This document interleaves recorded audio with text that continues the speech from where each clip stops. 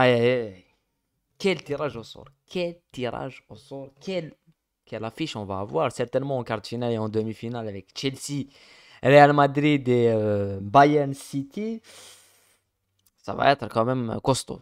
Ce qu'on n'a pas eu en huitième de finale avec des affiches qui étaient un petit peu moyennes, je pense qu'on peut l'avoir en quart de finale et même en demi-finale et certainement avec les affiches italiennes et tout. En tout cas, on a eu le tirage au sort rêvé, peut-être le meilleur tirage au sort qu'on peut avoir pour le spectacle, pour les quarts de finale et les demi-finales. Avant de commencer de débriefer un petit peu les affiches, je vous invite à liker au maximum la vidéo.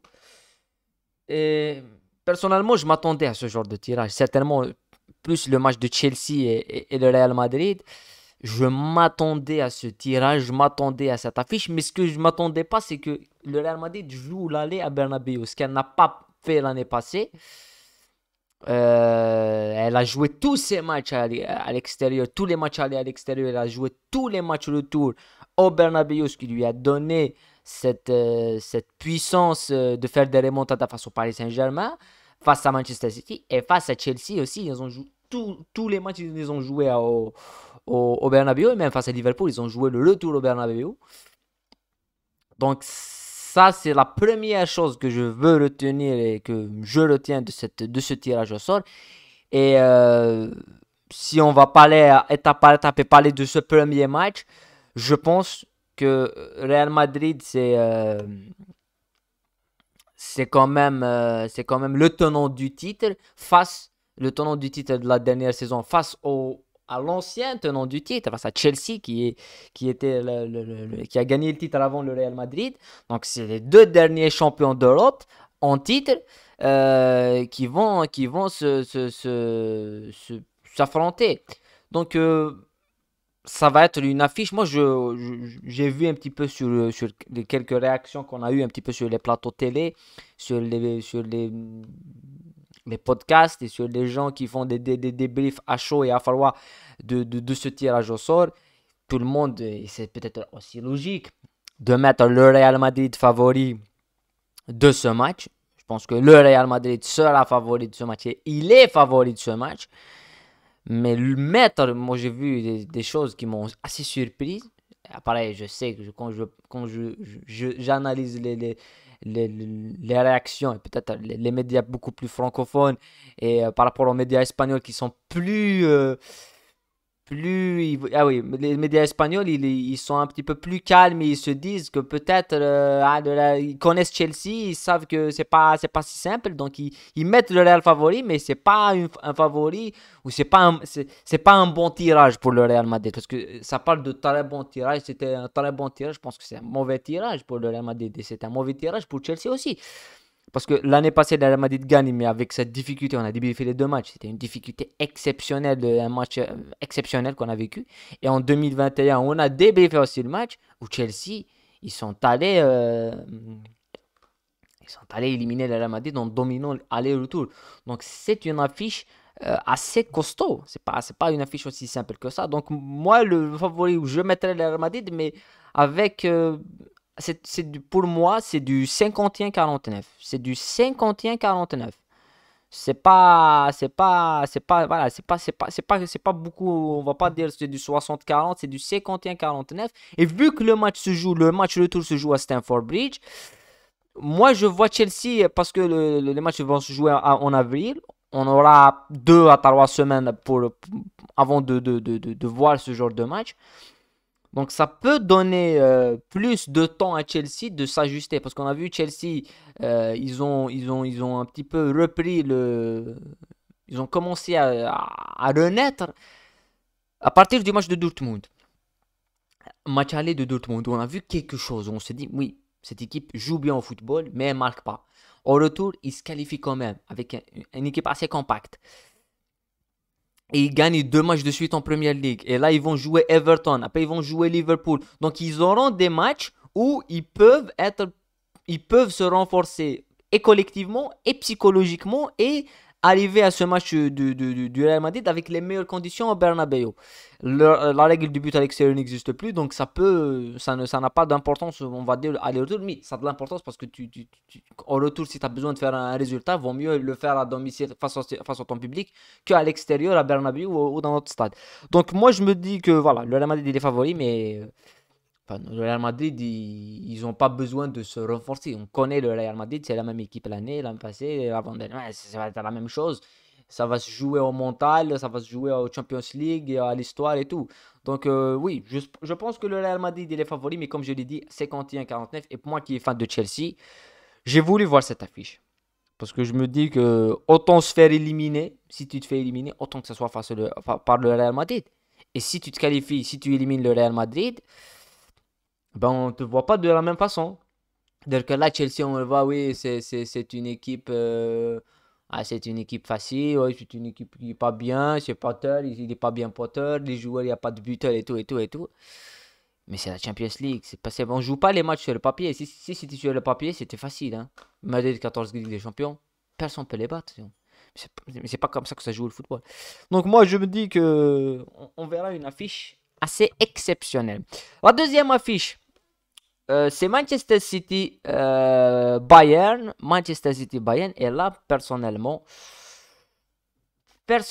je sais pas. Je suis un petit peu perdu dans ce tirage. Moi, je mettrais le Bayern comme favori. Pour moi, le Bayern est, est plus armé d'une manière assez logique et dans sa force réaliste. On a vu face au PSG comment ils ont été vraiment très réalistes. Et défensivement, Upamecano délire. Et on a parlé des côtés des défenseurs, mais Upamecano Delirte et la défense du Real Madrid avec Rudiger, Militao et la défense de Chelsea avec Koulibaly et Fofana et peut-être le retour de Thiago Silva, ces trois équipes, pour moi, c'est les équipes qui ont une défense assez costaud, avec bien sûr des défenses compliquées, comme la défense de l'Inter avec Skriniar, comme la défense du Benfica avec Utamendi. Donc, t'as des défenses et t'as des gens et des joueurs qui sont assez costauds. Mais là, City, c'est pas la même défense. Et je pense pas que Haaland, face à Upamecano, qui les connaît, Haaland, il a joué à Dortmund, il connaît le Bayern. Ça va pas être la même chose. Et ce qu'on n'a pas eu avec Leipzig, je pense que, moi je l'ai dit, je ne change pas d'avis après le match face à Leipzig. Je ne change pas d'avis. Ça ne change rien. On a vu à l'aller 1-1, au retour 6-1, 6-0, 7-0.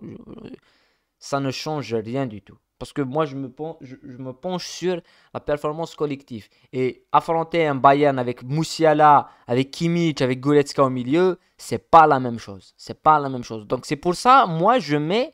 C'est pas qu'aujourd'hui, je l'ai dit souvent, je mets le Bayern favori. Ah, comme au Real Madrid, mais un peu plus. Moi, je pense, le Real Madrid, on a dit 51-49, c'est un match presque équilibré. Je vais même changer d'avis. Je vais dire que je mets pas de favori pour ce match. Pour moi, c'est vrai que le Real, ils sont un peu favoris historiquement, mais non. Parce que historiquement, il y a une statistique. Quand on revient à parler pour dire un mot sur le Real Madrid-Chelsea, statistique, c'est sur 7 matchs entre Chelsea et le Real Madrid a gagné 2 fois. Pour te dire que c'est pas une statistique et c'est pas un match facile. Mais Bayern City, je mets le Bayern favori. Si Nagelsmann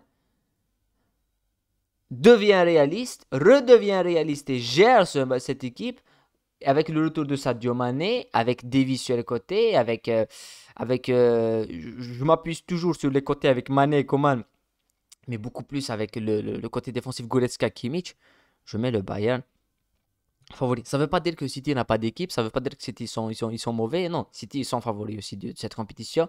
Mais sur cette rencontre, pour moi, le favori, ce serait le Bayern. Après,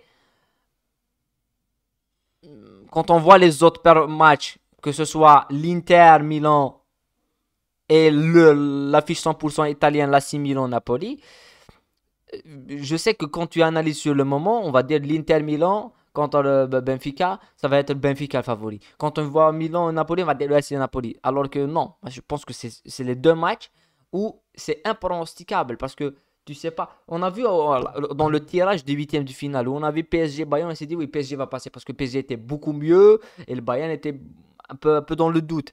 Mais quand tu as eu la Coupe du Monde, tu as 4 mois, tu as 3 mois après pour jouer ces matchs-là.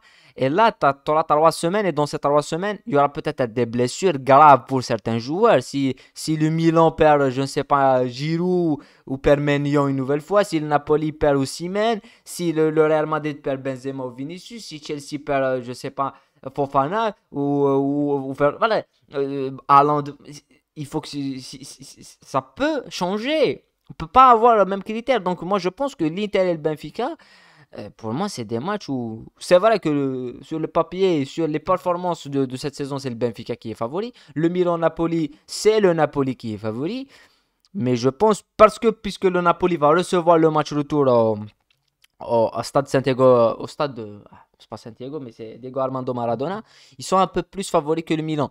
Mais l'Inter, c'est va être une équipe, malgré ils vont jouer aller à l'extérieur, ils vont pas jouer aller à domicile parce que c'est le Milan qui va recevoir à domicile, donc eux ils vont jouer à l'extérieur. Le fait qu'ils vont jouer le retour au Meazza une semaine après, ou 15 jours après, non, une semaine après, parce que le match aller c'est le 11 et les matchs retour ça serait le 17. 11-12 avril, 17 et 18 avril. Donc, oui, ça va être des matchs exceptionnels. En tous les cas, on a eu aussi les tirages au sort. On va aller plus loin. Les tirages au sort des demi-finales. Parce que voilà, on a et on aura certainement une équipe italienne en demi-finale. Pourquoi pas deux équipes italiennes? Parce que si l'Inter se qualifie, on aura deux équipes italiennes en demi-finale. Imaginons, on a Milan-Inter en demi-finale de Ligue des Champions. Même si je ne m'attends pas à ce que ce soit un grand match, parce que ce n'est pas les mêmes équipes il y a 10 ans, hein. Il y a 20 ans aussi. Hein. Ce n'était pas des Inzaghi, des Pirlo. Mais le fait que le football italien revient à cette puissance et place une équipe italienne en demi-finale, ça serait tout simplement exceptionnel. Et pour le Napoli, qui a sans doute gagné le championnat, c'est bon, c'est terminé. 18 points d'avance, le championnat est terminé. Jouer cette Ligue des Champions à fond, ça serait exceptionnel. Mais quand tu vois l'autre côté du tableau, c'est incroyable. Chelsea-Real Madrid, une demi-finale de malade. Bayern City, une demi-finale de malade. Et un quart de finale de malade et une demi-finale de malade où on aura possiblement et c'est Chelsea c'est le vainqueur de Chelsea Real Madrid qui va recevoir la demi-finale aller. Donc oui, ça va être costaud, ça va être costaud, ça va être des demi-finales et des quarts de finale, des quarts de finale, des demi-finales époustouflantes. Moi je m'attends à voir des matchs de folie et voilà. En tous les cas, moi, je vais récapituler pour vous dire un petit peu mes favoris du match. Moi, je pense que je peux pas on peut pas se mouiller certainement sur les matchs sur l'autre côté. Mais moi, je mettrais l'Inter. Après, je peux me tromper, hein, mais c'est un pronostic, tout simple pronostic. Inter-Benfica, je vois que l'Inter peut se qualifier. Je mets un petit billet sur l'Inter et sur le match retour au Meazza, la défense à l'italienne et tout, face à un Benfica qui sera plus offensif, favori, c'est pas la même chose. Et dans le dur, les Italiens sont assez connus pour ça. Sur l'autre côté, je vais être plutôt logique, je vais pas de la folie, mais le Napoli, pour moi, ils vont se qualifier. Ils vont essayer, parce que le Milan, ils vont essayer de faire tout. Ils peuvent se qualifier le Milan, mais je pense que le fait de jouer aussi le match retour et la qualité de Napoli cette saison et l'Inter et le Milan n'a pas une équipe taillée pour la Ligue des Champions. Hein. Que Loulou et tout. Le fait qu'ils jouent à 4 finales, c'est exceptionnel. City Bayern, moi je mettrais le Bayern favori, je mettrais le Bayern qui va se qualifier, pronostic le Bayern. Et Chelsea Real Madrid,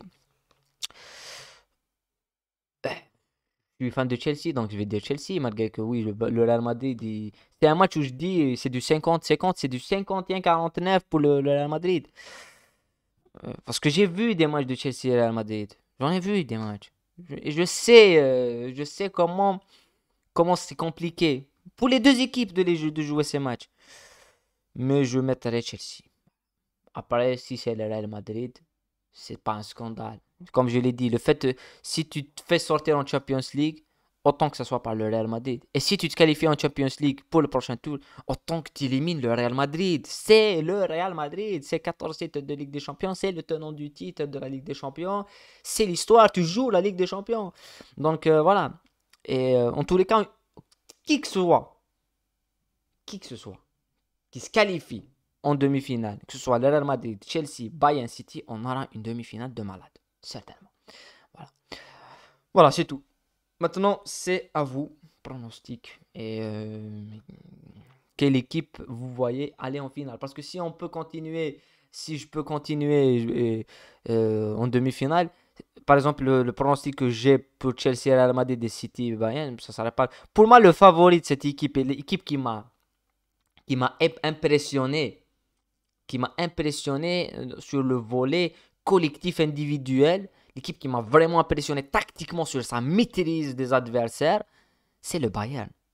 Ce que j'ai vu face au PSG, comment ils ont annulé le PSG. C'est une équipe de 3e ou de 4e division, PSG. Malgré que oui, Galtier, mais comment ils les ont annulés. Et j'ai vu Upamecano à faire des sprints à 35 km à l'heure. Je me suis dit, c'est pas normal. Donc pour moi, le favori de cette Ligue des Champions, c'est lui qui va le gagner. Si je peux l'annoncer, ça serait le Bayern. Mais la Ligue des Champions, c'est pas ça. C'est ça qu'on dit tout le temps. Ah, mon favori, c'est City, ils vont la gagner. Ah, c'est le PSG, va la gagner. Non, c'est le Real Madrid. Non. Parce que la Ligue des Champions, c'est une compétition de momentum. Et c'est une compétition de temps faible, pas de temps fort. C'est comment tu arrives à gérer tes temps faibles. Et l'équipe qui gère le mieux ces temps faibles, c'est le Real Madrid. Donc, individuellement, collectivement, et l'équipe qui impressionne sur tous les plans, défense, milieu et attaque, avec le retour de Sadio Mané, c'est le Bayern. Après, tu as City, après, tu as Real, tu as Chelsea, tout. Et moi, je pense que l'équipe aussi qui peut te sortir du chapeau une chose que tu n'attends pas, on aura le Real Madrid en premier lieu, on aura Chelsea et on aura le Napoli. Pour moi, c'est trois équipes. Voilà, on a fait le tour de ce huitième, de ces quarts de finale, de ce tirage de malade.